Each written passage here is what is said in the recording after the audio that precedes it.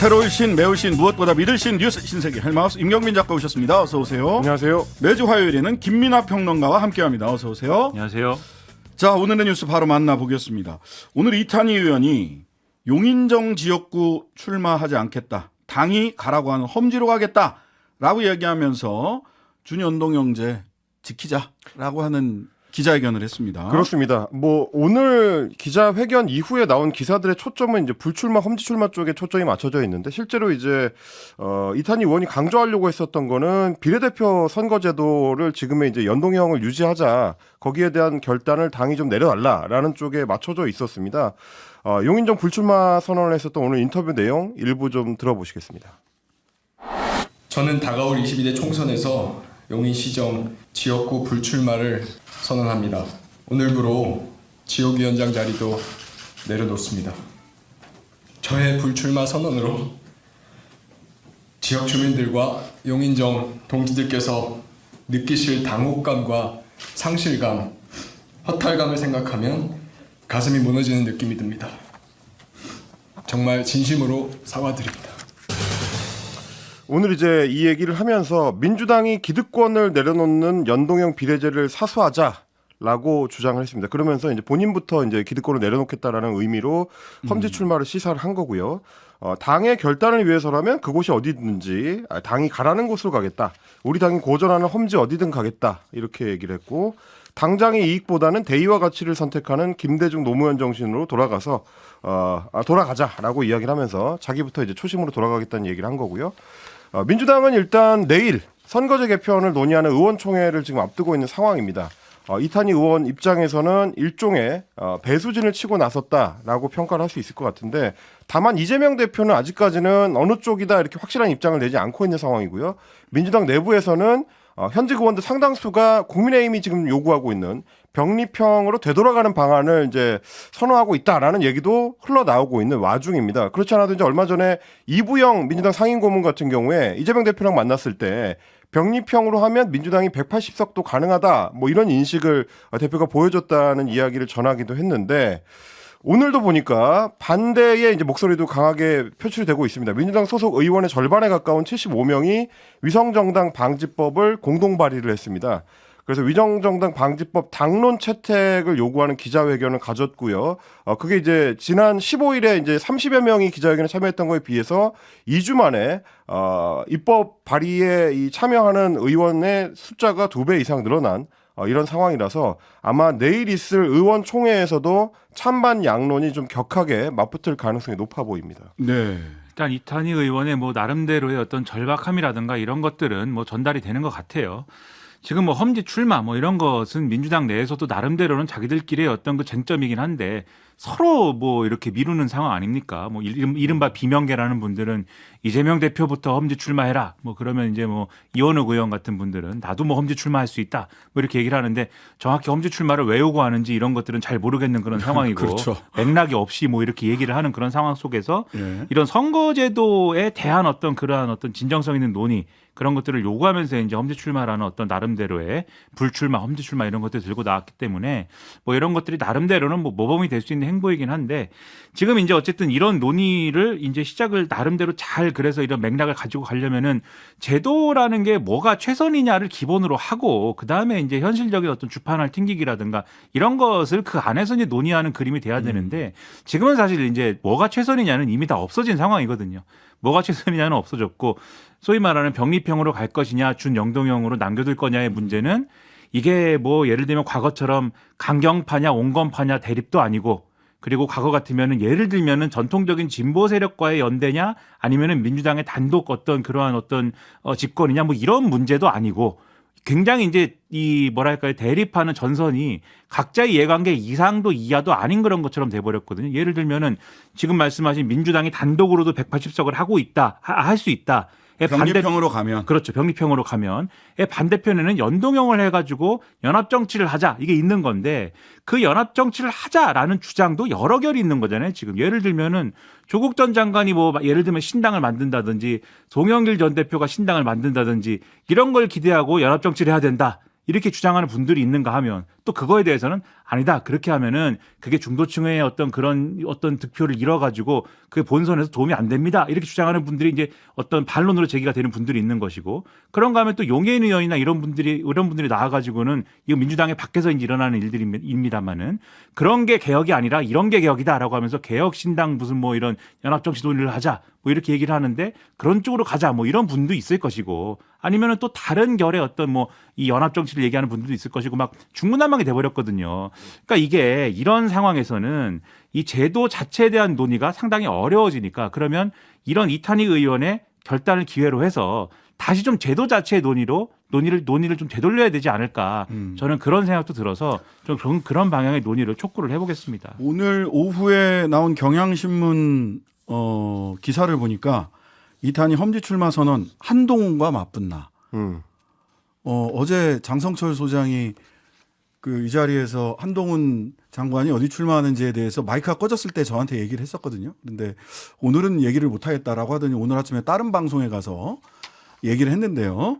장성철 피셜로 보자면 용산에 한동훈 장관이 출마를 하고 권영세 현 용산 의원이 국무총리로 가고 김한길 국민통합위원장이 비서실장으로 간다라고 하는 것을 어제 여기서는 마이크 꺼졌을 때 얘기하고 오늘 아침 다른 방송에 가서는 마이크가 켜졌을 때 얘기를 하셨더라고요. 그러면 이탄희 의원은 용인정이 사실 거의 뭐 굉장히 압도적으로 여론조사에서 나오고 있던데 용산으로 가는 건가 뭐 이런 또 관심사항이 늘기는 했습니다. 너무 이제 장성철 평론가 미워하지 마시고 왜냐면은 아닙니다. 네, 너무 실망하지 마시고 왜냐하면 정치 뉴스라는 게 오늘까지는 다 진실이었던 게 내일부터는 다 또 안 맞고 막 이렇게 되는 게 비일비재하기 때문에 네. 제가 그분이 잘못된 사실을 말한다 이런 게 아니라 마음 바뀌면은 또 달라지는 거지 않습니까? 네. 인사권자 마음 바뀌면 또 권영세 전 장관이라든지 한동훈 법무부 장관 마음 바뀌면 또 다 달라질 수 있는 것이기 때문에 네. 또 아쉬워하지 않고 최신 정보가 또 나온다 이 자리에서 네. 네, 그 말씀을 이게 드리는 겁니다. 한동훈 장관만 하더라도 지금 이제 지역구 후보지로 거론되는 곳들이 뭐 제가 듣기로만 한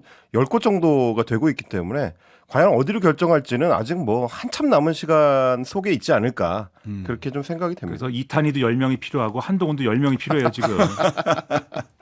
네, 네. 자, 하태경 의원은 종로 출마를 선언했다가 당내에서도 이런저런 비판을 좀 받고 있어요. 그렇습니다. 똑같이 이제 험지 출마를 선언을 한 거는 같은데 이탄희 의원에 대한 반응하고 하태경 의원에 대한 반응이 조금 엇갈리는 것 같습니다. 왜냐하면 네. 방향이 좀 다르기 때문인데 하태경 의원이 일찍이 당을 위해 헌신하겠다라고 하면서 서울 험지 출마를 선언을 했었는데 결국 그 종착지가 이제 종로로 귀착이 되니까 당내 인사들부터 비판을 하고 있습니다. 당의 현역 의원, 지금 이제 최재형 의원이 이미 종로 지역구를 국회의원 지내고 있는데 거기 출마해가지고 당내 경쟁을 하는 게 무슨 험지 출마냐, 뭐 이런 얘기가 나오는 겁니다. 네. 윤희숙 전 의원 같은 경우에 오늘 아침에 SBS 김태현의 정치쇼에 출연해가지고 어쨌든 현역 의원이 계신 곳인데 그냥 현역도 아니고 아직 임기 2년을 못 채운 0.5선이다. 그런데 거기 가가지고 너 비켜, 내가 해야 돼. 왜냐하면 너는 안 될 것 같으니까 라고 얘기하는 거는 매우 예민한 문제고 판단도 애매하다 이렇게 비판했고요. 김병민 최고위원 같은 경우에 오늘 이제 채널A 유튜브 채널에 출연을 해가지고 하태경 의원이 수도권 험지에 출마한다고 했을 때 의원님 존경합니다 이렇게 문자를 보냈었는데 지금은 그 문자 취소합니다라고 보내고 싶다. 이런 얘기를 했고요. 유상범 의원도 CBS 라디오에 나가서 지금 종로 가면 결국 본인이 당선되더라도 플러스 마이너스 제로가 된다. 라는 또 비판적인 입장을 내놨습니다. 여기에 대해서 하태경 의원은 오늘 이제 MBC 시선집중에 출연을 해가지고 원희룡 한동훈 출마설이 나올 때는 종로가 험지가 되고 하태경이 나온다 그러면 험지가 아닌 거냐, 좀 이상하지 않느냐, 뭐 이런 얘기로 반박을 하기도 했습니다. 근데 이거는 하태경 의원이 약간 이제 맥락을 좀 비튼 측면이 있는데 비틀었죠. 이게 한동훈 출마설, 종로에 출마할 수 있다 이 얘기가 나올 때의 그 맥락은 한동훈 장관이 쓰임새가 이렇게도 쓸 수도 있고 저렇게도 쓸 수가 있다라고 국민의힘 쪽에서 생각하는 와중에 뭔가 수도권의 상징적인 지역에 출마를 시켜가지고 이분은 뭐 차기 대권도 해야 되고 여러 가지 역할을 해야 되니까 상징적인 지역에 출마를 시켜가지고 그 위상을 유지를 하는 가운데 총선을 진두지휘하는 나름대로의 이 수도권에서의 바람몰이 역할을 시키자 이런 맥락에서 상징적인 지역구에 보내야 된다. 그래서 종로에 보내자 이런 거였거든요. 그러니까 종로 갖고 험지어 갖고 거기에 B카드로 매치업을 시키자 이런 게 아니었단 말이죠. 그렇죠. 그렇기 때문에 이제 하태경 의원이 굳이 종로에 간다라고 얘기할 때는 여기가 험지여서 간다가 아니라 내가 차기 대권에서 내가 반드시 정권을 재창출할 것이기 때문에 내가 이 뭔가 상징성 있는 데 가야 됩니다. 이렇게 얘기를 한다면은 그게 명분이 설지 모르지만 이게 험지 나도 여기 가는 게 험지입니다라고 얘기하는 건 이게 안 맞다. 그런 말씀을 드리고 오히려 험지라고 주장을 하려면은 하태경 의원도 예를 들면 나도 이재명 대표가 있는데 가겠습니다. 원희룡 장관이 이재명 대표가 있는데 간다는데 뭐 이렇게 얘기한다면 그게 험지 출마가 될 수는 있겠죠. 물론 거기서도 이제 원희룡 장관과의 무슨 경쟁 관계 이런 걸 또 하면은 흥미진진할 것 같은데 근데 그게 아니기 때문에 다들 이제 국민의힘에서는 좀 뭐랄까요 분위기가 식는 것 같고 오히려 그러다 보니까 그러면 하태경 의원이 애초에 그러면 해운대에서 좀 떠나야 됐던 이유는 뭘까? 오히려 거기에 이제 관심이 집중되는 국면이 되는 거 아닐까? 좀 초라해지는 것 같습니다. 많은 언론에서는 대통령 친구가 그쪽으로 나오신다고 해서 석동현 민주평통 사무처장. 예. 아, 그렇죠. 석동현 민주평통 사무처장이 오신다고 그래가지고 선제적 불출마 선언, 하윤대 불출마 선언을 하고 선제적으로 수도권으로 온 거 아니냐. 그나마 모양 좋게 자리를 비키는 방법 아니었냐. 이런 이제 박한 평가를 하는 분들도 계십니다. 근데 이제 굉장히 좋은 평가를 했던 수도권으로 오겠다라고 얘기를 했을 때 하태경 의원이 김병민, 유상범 이런 분들이 일제히 하태경 의원을 오늘 비판하고 나섰다는 것도 관전 포인트네요. 자, 이런 가운데 국민의힘에서는 당무감사위원회에서 당협위원회 감사 결과를 발표했는데 감사 대상 중 22.5%인 46명의 당협위원장 활동에 문제가 있다. 컷오프를 당에 권고했습니다. 그렇습니다. 이렇게 되면 이제 그 전에 혁신위원회에서 권유했던 내용, 그러니까 현역 의원의 하위 평가 20%에 대해서 공천 배제를 해달라 이 요구라든지 총선 기획단에서도 적용을 결정했던 하위 20%에 대한 공천 배제 이거를 사실상 이제 당무감사위원회에서 받아들인 셈이 됐습니다. 그렇게 해서 컷오프를 당에 권고를 했고요. 조만간 출범하게 될 당 공천관리위원회가 최종적으로는 기준을 정하겠지만 어쨌든 당내에서는 이런 움직임 자체가 현역 의원 최대 40% 이상까지도 교체될 수 있는 흐름으로 가는 거 아니냐 이런 전망들이 나오고 있는 상황입니다. 국민의힘 의원 112명 중에서 영남권 의원이 50여 명이기 때문에 만약에 물갈이가 대폭 된다고 하면 주로 영남권이 타겟이 될 가능성이 높다라는 분석이고요. 그래서 영남권 의원들 같은 경우는 이제 이번 당무감사 결과에 대해서 상당히 좀 민감하게 반응하는 분위기입니다.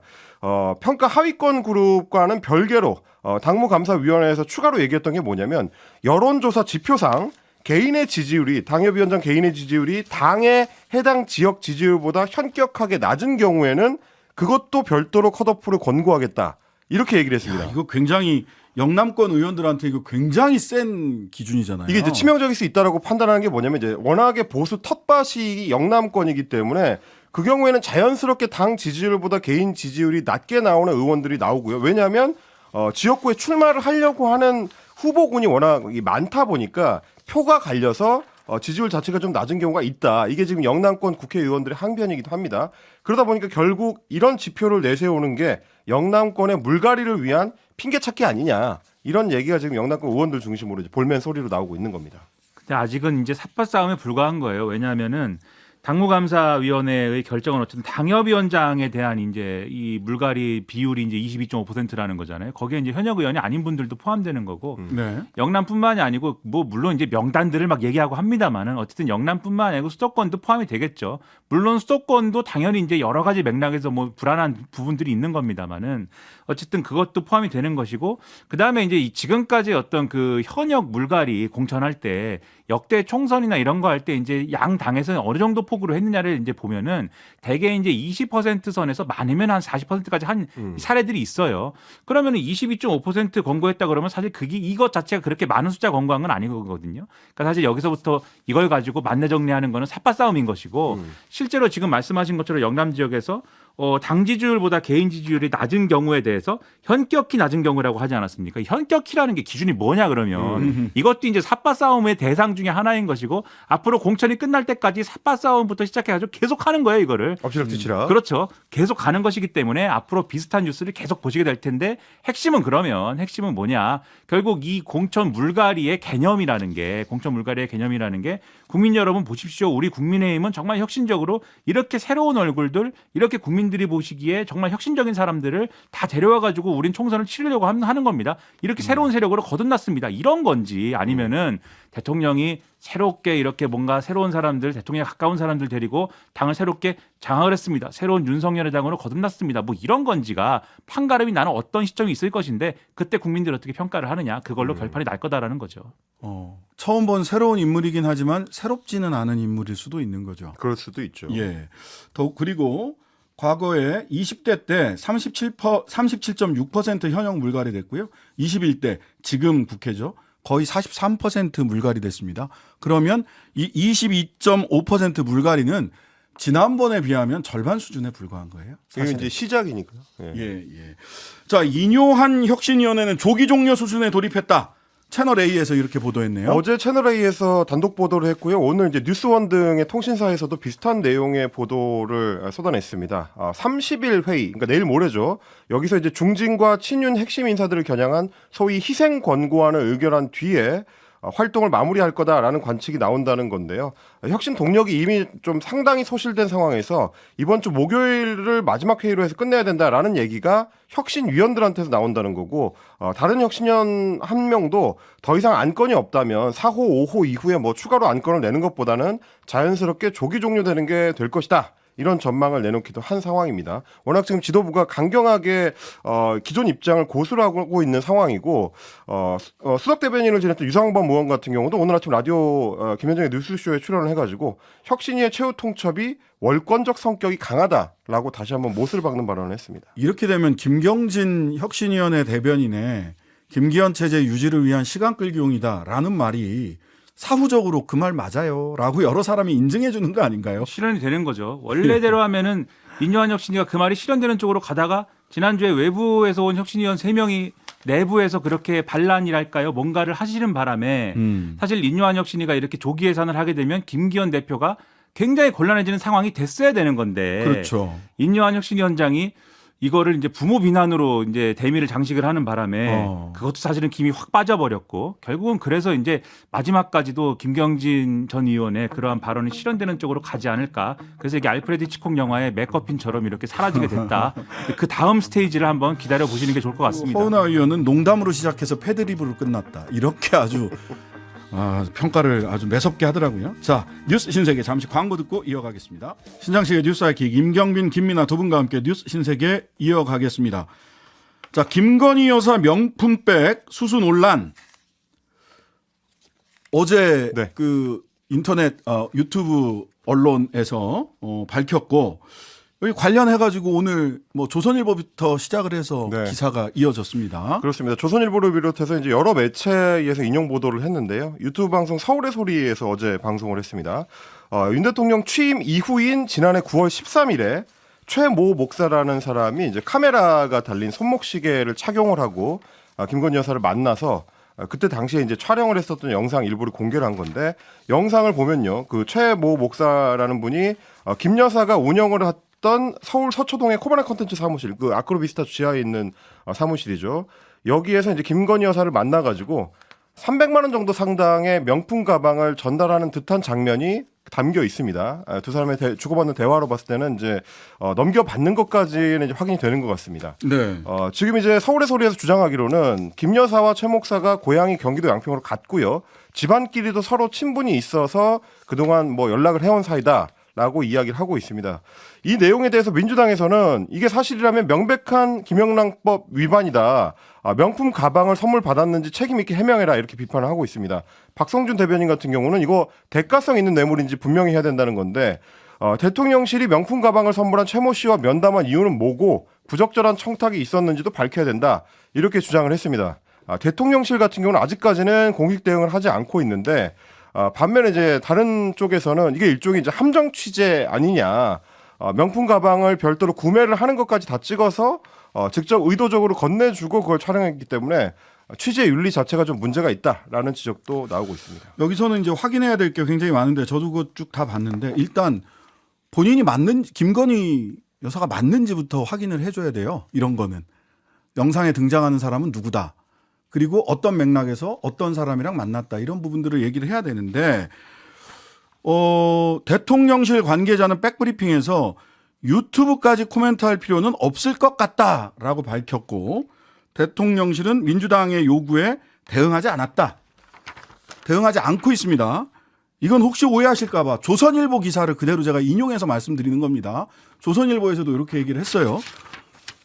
유튜브까지 코멘트할 필요는 없을 것 같다. 대통령실에서 이렇게 해도 되는 건가요? 아니면 아니라고 하는 거죠. 아니면 아니라고 할 텐데 뭐 유튜브까지 대응 안 하겠다는 거는 뭐 글쎄 어떤 의미일까요? 뭐 추론하시면 될 것 같고. 그 저는 이제 이게 뭐 취재인지 뭔지는 잘 모르겠어요. 이게 뭔지 모르겠으나 이게 취재인지 뭔지 이게 언론이 하는 건지 뭔지는 뭐 이런 행태에 대해서는 잘 모르겠는데 어쨌든 이 주장대로 뭐 가방이나 명품을 받았다면 그것은 문제인 것이죠. 그건 뭐 무슨 설명이 필요하겠습니까? 그것은 이제 문제인 것이고 그리고 이제 이분하고 이 김건희 여사하고 무슨 관계이며 이후에 어떤 관계로 어디까지 어떤 뭐 이런 것들이 이어졌는지 그게 업무인지 뭐 어떤 개인적인 관계인지 이런 것들이 이어졌는지 그 사이에 어떤 부적절한 일들이 뭔가 있었는지 왜냐하면 사업상의 뭐 만남인지 뭐 이런 건지를 지금 모르는 거지 않습니까? 그래서 그런 것들에 대해서 명확히 밝힐 필요가 있는 것 같고요. 그게 뭐 언론을 통해서든 수사를 통해서든 취재를 통해서든 대통령실의 해명을 통해서든 그런 것들이 의혹이 제기됐으면 밝혀야 되는 거죠. 그런 것들이 명확히 밝혔으면 좋겠고 그것을 제대로 밝혀야 사실은 제대로 된 의혹 제기가 이루어질 수 있는 거고 또 언론도 이러한 의혹을 예를 들면 대통령실은 이런 의혹 제기가 있으면 무조건 또 가짜 뉴스라고 하고 공격이라고 하는데 그래야 사실은 억측이라든가 부적절한 공격이라든가 이런 게 없는 거 아니겠습니까? 제대로 투명하게 밝히는 것이 우선이다. 이렇게 말씀드립니다. 가짜 뉴스면 가짜 뉴스라고 하시고요. 아니면은 이게 사실이면 거기에 왜 맥락을 설명을 하시면 됩니다. 대통령실에서. 근데 유튜브까지 코멘트할 필요는 없을 것 같다. 이거는 의혹에 대해서 대응하는 적절한 태도는 아닌 것 같습니다. 조선일보 보도를 가지고 제가 사실관계를 말씀을 드린 겁니다. 조선일보에서도 보도했으니까 답변을 좀 하시는 게 좋겠다. 뉴스 신세계 지금까지 헬마우스 임경민 작가 김민하 평론가와 함께했습니다. 하루 종일 기다려지는 진짜 시사. 평일 저녁 6시 5분 신장식의 뉴스 하이킥.